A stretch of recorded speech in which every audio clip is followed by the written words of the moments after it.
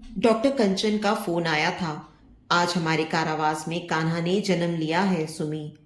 उस समय मैं अपने घर में जन्माष्टमी की झांकी सजा रही थी। डॉक्टर कंचन इस शहर में मेरी प्रिय सखियों में से एक थी। जिला जेल के डॉक्टर अनायास ही मेरे संपर्क में आ गई थी। उस दिन पोस्ट ऑफिस से लौटते समय सचिवालय के सामने कुछ प्रदर्शनकारियों ने उपद्रव कर दिया था।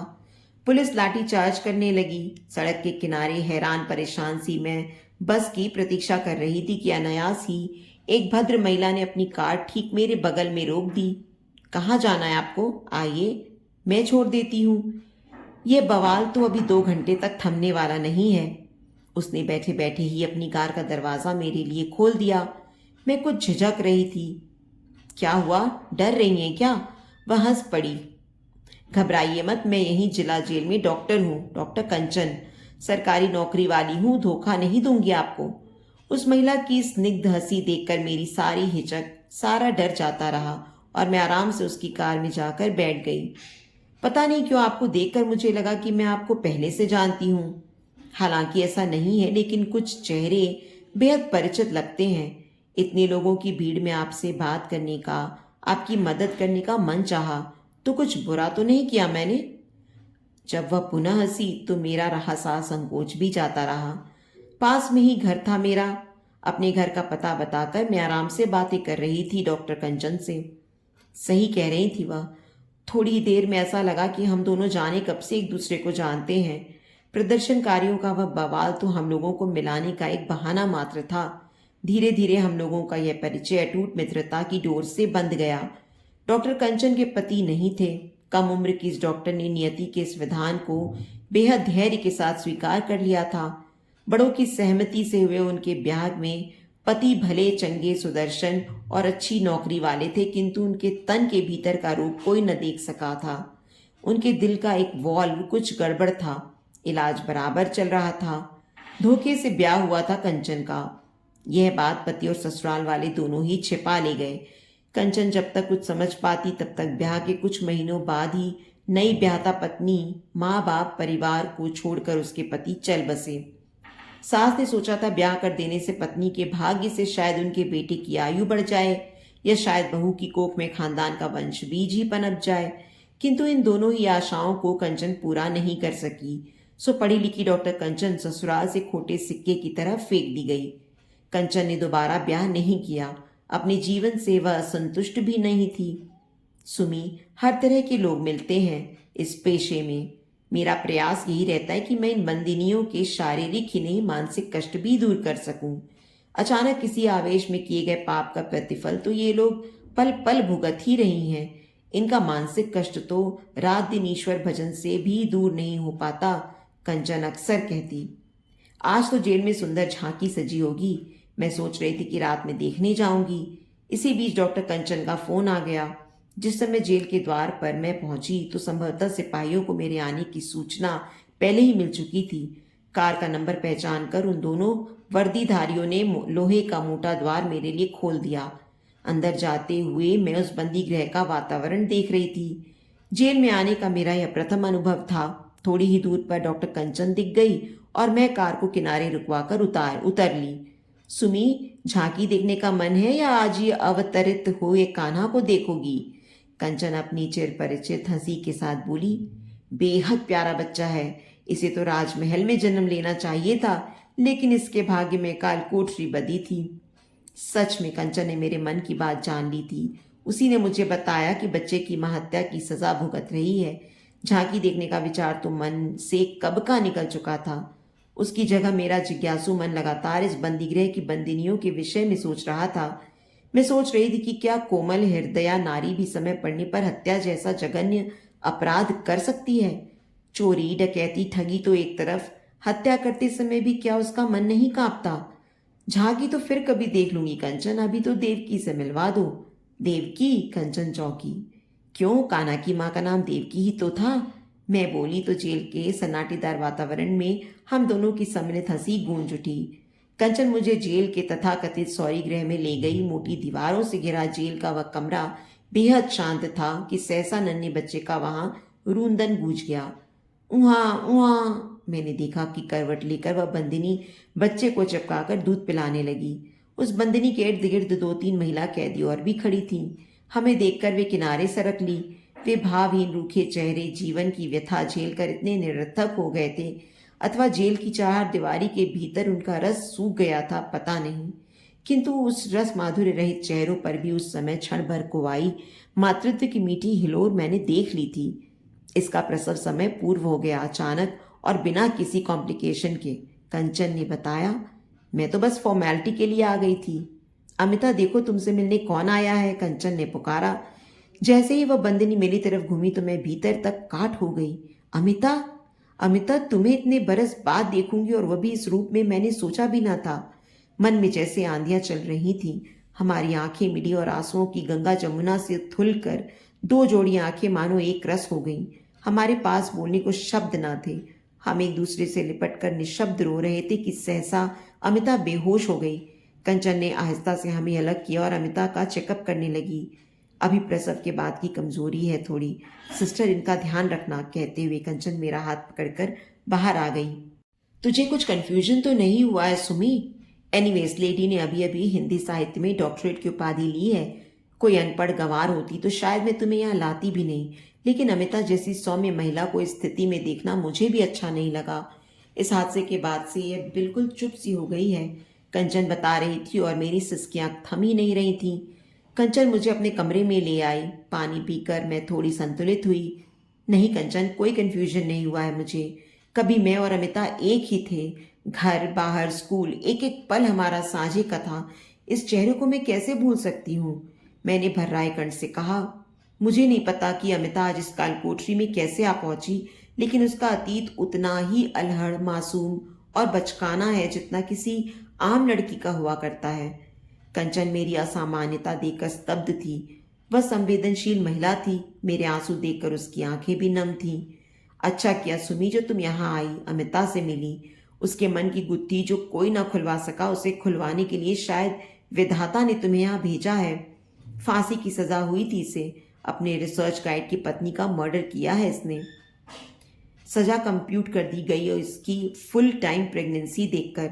बचाव पक्ष का वकील भी क्या करता जब इसने अपना अपराध स्वयं ही स्वीकार कर लिया। सहसा मैं चौंकी। लेकिन अमिता का तो पढ़ने लिखने में जरा भी मन नहीं लगता था। उसकी पढ़ाई तो 12वीं के बाद रोक दी गई थी। उसका ब्याह तय हो गया था। कहते कहते मैं रुक सी गई। कई बरस बीत गए कंचन। वे स्कूल के दिन, घर आंगन के खेल और गरिमा की छुट्टियां, कुछ भी तो नहीं भूलता। उस अलड़ उम्र में भी अब अमिता हिंदी साहित्य की बेहद दीवानी थी। शिवानी, बच्चन, गुलजार, शरद चंद्र, ये सब उसके प्रिय लेखक थे। गुनाहों का देवता उसने कितनी ही बार पढ़ी। इम्तहानों के भय के कारण जब हम कोर्स रट रहे होते, उस समय अमिता किसी उपन्यास में डूबी होती। हिंदी उसका प्रिय विषय हुआ करता था। बाकी विषयों में पता नहीं कैसे पास होती थी। दीवा स्वप्नों में खोई रहने वाली फिल्मों और उपन्यासों के नायकों को असल जिंदगी में ढूंढने वाली, ऐसी थी अमिता। स्वयं को कभी शिवानी के अहल्या समझती तो कभी चंदर की सुधा। देवानंद, राजेश खन्ना, धर्मेंद्र उसके प्रिय नायक थे। स्कूल के वार्षिकोत्सव पर हमने एक नाटक खेला था, तेरा मेरा प्यार अमर। उस नाटक की हीरो मैं थी और नायिका थी अमिता। नाटक का एक दृश्य था जिसमें नायक नायिका को आलिंगन में लेकर उसका माथा चूमता है। रिहर्सल के समय वह कुछ न कुछ गड़बड़ कर देती और कहती, लेट अस रिपीट। मैं तंग आ गई थी उसकी इस हरकत से, लेकिन अमिता कहती, आई लव दिस सीन। कितना रोमांटिक होता है ना ये सब।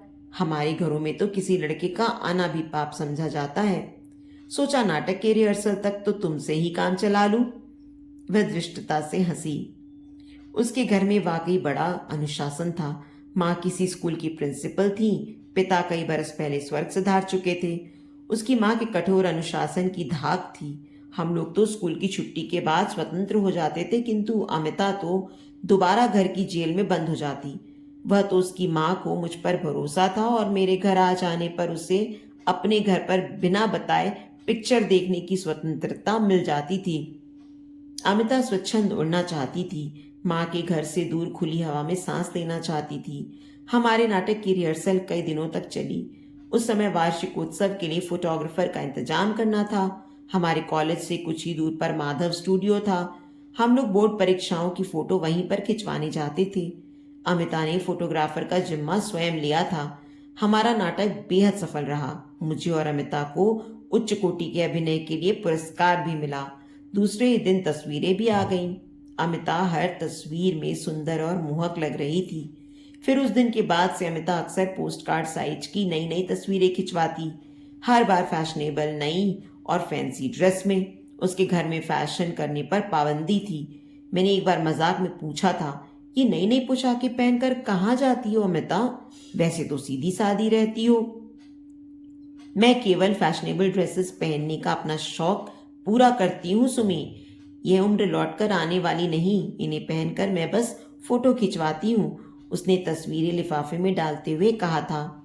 अच्छा, कौन खींचता है ये तस्वीरें? यही माधव स्टूडियो वाला राकेश।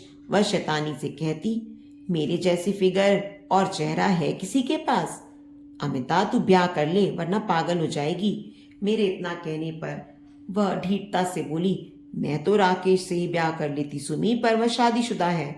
कॉलेज की फेयरवेल के दिन वह बेहद सुंदर लग रही थी।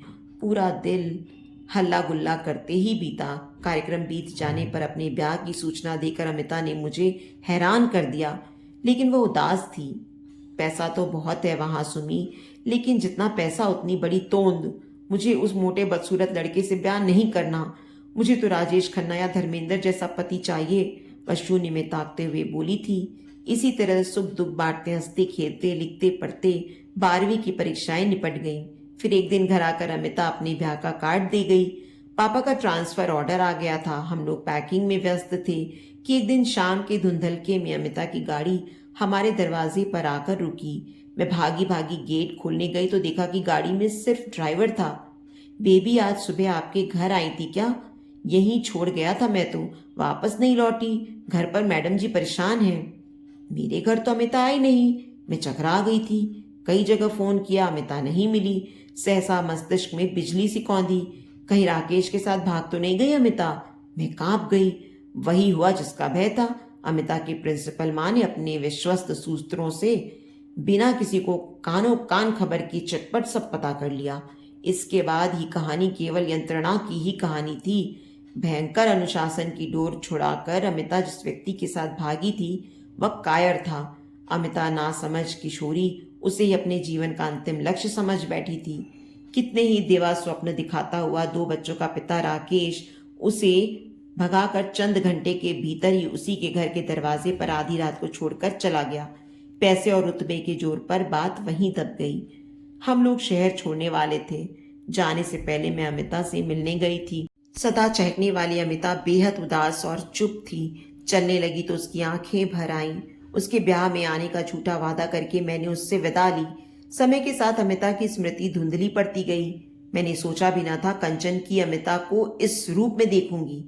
मैं अमिता की कहानी कहते कहते थक गई थी। अगले दिन कंचन ने मेरे और अमिता के मिलने का इंतजाम अपने कमरे में किया था। वह बेहद समझदारी से हमें अकेला छोड़कर इंस्पेक्शन पर निकल गई। कमरे में एक सन्नाटा पसरा था। वैसे तो डॉक्टर कंचन ने अमिता के विषय में काफी कुछ बताया था, किंतु अमिता के जीवन के इस अस्वाभाविक मोड़ की कहानी मैं उसी के मुंह से सुनना चाहती थी। उसने बताया कि ब्याह के लिए देखे गए उसके सारे स्वप्न पहली रात में ध्वस्त हो गए जब नशे में धुत पति ने डगमगाते हुए कमरे में प्रवेश किया। प्रथम रात्रि का प्रणयोपहार पहनाते पहनाते ही वे लुढ़क कर सो गया। किशोरी अमिता भय से सहमी सारी रात किनारे बैठी रही। प्रथम रात्रि की मोह कल्पनाएं धराशायी हो गई थीं। स्वप्न टूटते हैं, किंतु ऐसे, यह तो अमिता ने सोचा भी ना था। सुबह सुबह तैयार होकर वह बाहर आई तो पति काम पर जा चुके थे। बड़ी ननद रसोई में व्यस्त थी कि सहसा उसे वही परिचित चेहरा दिखा जो ब्याह से पूर्व उसे पसंद कर गया था। अम्मा, मैं कॉलेज जा रहा हूँ, टिफिन तैयार है मेरा, कहते हुए उस युवक ने अमिता को प्रणाम किया। मम्मी, मैं विकास भांजा लगता हूँ आपका। अमिता सकुचा गई। उसी का हम उम्र भांजा? इतने में बड़ी ननद रसोई से बाहर आ गई। बहू, भैया को तो रात दिन काम ही दिखे है। तुम्हें कुछ खरीदना मंगाना हो तो या यहीं कहीं आना जाना हो तो विकास से ही कहना। हम दोनों तो अब इसी घर के प्राणी हैं। वे हंसी। उनकी निष्पाप हंसी देखकर अमिता का सारा डर जाता रहा, लेकिन अमिता उबने लगी थी। पति से, घर से, एक रास्ता से वह स्वयं जितनी रसप्रिया थी, पति उतने ही नीरस। उन्हें अपने बही खातों में ही दुनिया जहान का साहित्य दिखाई देता और सुरा सुंदरी में जीवन का रस। अमिता अपनी परी कथाओं के नायकों को खोजते खोजते पगला जाती। एक दिन सहसा साहस करके उसने अपने घर में आगे पढ़ने की इच्छा व्यक्त की। थोड़ी नानुकर के बाद उसे विकास के साथ कॉलेज जाने की अनुमति मिल गई। मानो बंद पिंजरे की चिड़िया को एक खुला आकाश मिल गया था। विकास अमिता का बेहद आदर करता था। दोनों ने हिंदी में साथ ही एमए पूरा किया। दोनों ही कुशाग्र बुद्धि से थे तो डॉक्टर चंद्रा के निर्देशन में शोध कार्य आरंभ किया। अमिता इतने वर्षों में पति की आदतें नहीं सुधार सकी थी। पति के भटकते कदमों की आहट उसने सुन ली थी, किंतु वह पति को बांधती भी तो किस डोर से। ब्याह के इतने बरस बीत जाने के बाद भी उसकी कोख सूनी थी। उसकी ममतामयी बड़ी ननद गोलोक वासिनी हो चुकी थी। ऐसे में अमिता घर में अकेले बैठे पागल ही हो जाती। पीएचडी करते करते अमिता कब और कैसे डॉक्टर चंद्रा की तरफ आकर्षित हो गई, पता ही न चला। उसे लगता कि वह पात्र जो अब तक उसे किताबों में मिला करता था, आज सजीव होकर डॉक्टर चंद्रा के रूप में उसके सम्मुख है। उनके मुख से झरते काव्य, सूक्तियां, आलेख सभी अमिता के लिए ग्रंथों के समान पूज्य थे। वे बोलते तो अमिता एक भक्त के समान उनकी वचनामृत ग्रहण करती। किसी एकांत क्षण में कभी डॉक्टर चंद्रा ने उससे कहा होगा कि पत्नी अब उनके लिए पहले जैसी नहीं रह गई है। घर गृहस्थी ने उनके जीवन का सारा रस माधुर्य सोख लिया है। नून तेल लकड़ी में उलझी पत्नी उनकी मानसिक क्षुधा शांत नहीं कर सकती। वे अमिता से एक प्लेटोनिक लव की आशा रखते हैं। मूर्खा अमिता इन मीठी बातों को सुनकर सातवें आसमान पर तैरने लगी। उस दिन डॉक्टर चंद्रा के घर पर पार्टी थी। अमिता, उसके पति, विकास और अन्य सभी बहुमंजिला इमारत की छत पर पार्टी का आनंद उठा रहे थे। अमिता पर उस दिन शायद कोई उन्माद सवार था। किसी भी सूरत में डॉक्टर चंद्रा को पाना ही है और उनकी पत्नी के जीवित रहते ऐसा संभव ना था। मीठी बातों से बहला फुसलाकर वह मिसेस चंद्रा को छत की मुंडेर तक ले आई थी। एक ही धक्के में मिसेस चंद्रा नीचे जा गिरी। मगरमच्छी आंसू बहाती अमिता जैसे ही पलटी, पीछे विकास खड़ा था। सिर से पांव तक कांप गई थी वह। जिन आंखों में सदैव उसके लिए आदर था, वह आज घृणा का सागर लहरा रहा था। शायद अमिता बच भी जाती अगर विकास गवाही न देता। जिस डॉक्टर चंद्रा को वह देव पुरुष समझ रही थी, पत्नी की मृत्यु पर बिलखता वह व्यक्ति उसे बेहद तुच्छ और साधारण लगा। पुलिस आई, मुकदमा चला और उसी दौरान अमिता को अपने गर्भवती होने का पता चला। पति ने यह कहकर उसे अपनाने से इनकार कर दिया कि ऐसी चरित्रहीन औरत के गर्भ में पल रहा बच्चा उनका नहीं हो सकता। अमिता एकदम चुप होती चली गई। फिर कुछ दिन बाद डॉक्टर कंचन ने बताया कि अचानक ही अमिता को ब्रेन ट्यूमर डायग्नोस हुआ है। उसे सिर दर्द और चक्कर आने की समस्या तो थी ही, यह उसी का परिणाम था। ऑपरेशन होना था। ओटी में जाने से पूर्व अमिता, डॉक्टर मुझसे कुछ कहना चाहती थी। डॉक्टर कंचन ने हमें एकांत में थोड़ा समय दिया। मुझे कुछ हो जाए तो मेरे बेटे का ध्यान रखना सुमी। ईश्वर करे वह मेरे जैसा ना हो, उसे एक संतुलित मस्तिष्क मिले और वह एक सामान्य जीवन जिए। कहकर अमिता एकदम चुप हो गई। मुझे लगा एकाएक वह कितनी परिपक्व हो गई थी। उसकी पलकों की कोर से 2 बूंद आंसू टपक पड़े। मैंने उसे गले लगाकर जोर से भींच लिया। उसके सिर के सारे बाल हटा दिए गए थे, लेकिन फिर भी वह कितनी सुंदर लग रही थी। क्या यह बुझने वाले दिए की अंतिम लौ थी? उसका समय शायद इस संसार में पूरा हो चुका था। ऑपरेशन के दौरान ही उसकी नब्ज डूबने लगी थी। लाख प्रयासों के बाद भी अमिता नहीं बची। उस बंदिनी ने शरीर का ही पिंजरा छोड़ दिया था। मैं अमिता के बेटे को गोद लेना चाह रही थी कि डॉक्टर कंचन ने अपनी बाहें पसार कर उस दुधमुहे को अपनी आंचल में समेट लिया। बोली, तेरा आंचल तो पहले से ही भरा हुआ है। इस बच्चे को अपना लेने से शायद मेरे जीवन का खालीपन भर जाएगा। और इस तरह कान्हा अपने जन्म की परिभाषा को सार्थक करता हुआ अपनी यशोदा मैया के आंचल की छत्र छाया में पलने चला गया। तो दोस्तों, उम्मीद करती हूँ कि हमारी ये कहानी आपको दिल से छू गई होगी। अगर इस कहानी ने आपके दिल में कोई कोना जगाया हो तो प्लीज़ इस वीडियो को लाइक करें और इसे अपने दोस्तों के साथ भी शेयर करें। अगर आप हमारे चैनल पर नए हैं तो इसे सब्सक्राइब करें और हाँ, नोटिफिकेशन बेल को भी ज़रूर दबाएं ताकि हमारी अगली कहानी का अपडेट सबसे पहले आपको मिले। आपकी प्यार और समर्थन का हमेशा इंतज़ार रहेगा।